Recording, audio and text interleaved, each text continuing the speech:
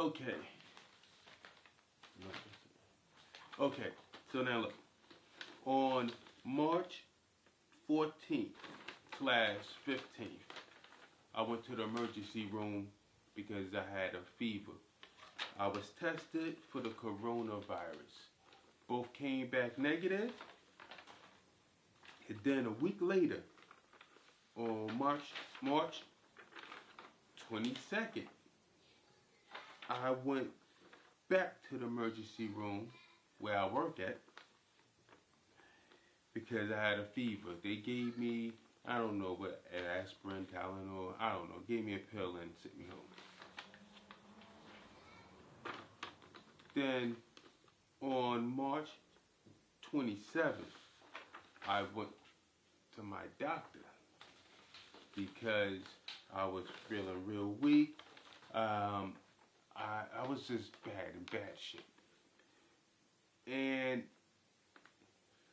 he pretty much suggested that I had the coronavirus. And so the very next day, my wife set up a thing with an urgent care to do testing, that does testing.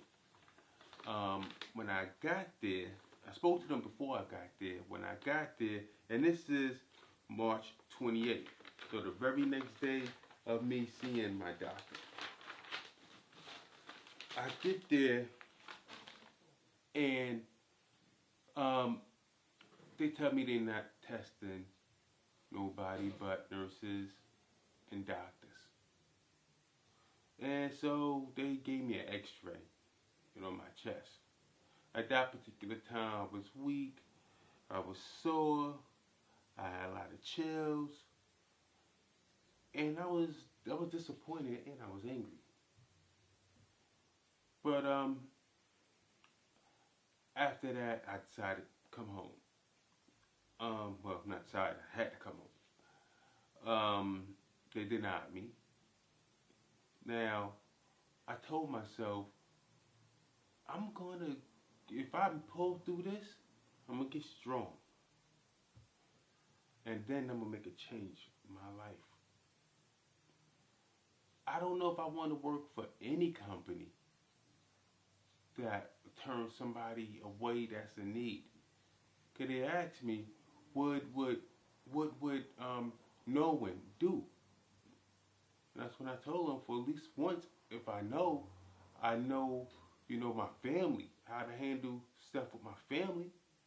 I have a wife and 2 kids, a 7-year-old and a 2-year-old.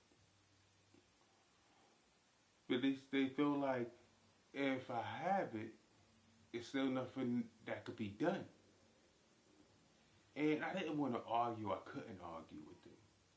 I just didn't have no strength. I didn't have the strength. I didn't have the energy for this. So, when I started getting better, now fast forward through a lot of different other parts with this, moving parts, I realized that it's almost time for me to go back to work. So it's the same company, but not the same building. So you turn me down on getting tested. I don't know if I want to work for any company that's turning people down on any crisis, let alone just me, on any crisis. Because, see, I'm a housekeeper. If a housekeeper gets sick, you will turn a housekeeper down and say no, just nurses and doctors. What about PCAs? You'll turn them down and say nurses and doctors, even food service. It's a long list. And I just don't feel like I want to go back and work for a company and put my life into jeopardy where I work for the company. I showed my ID. You could type me in the system. But now I'm getting stronger. So I don't think I'm going back.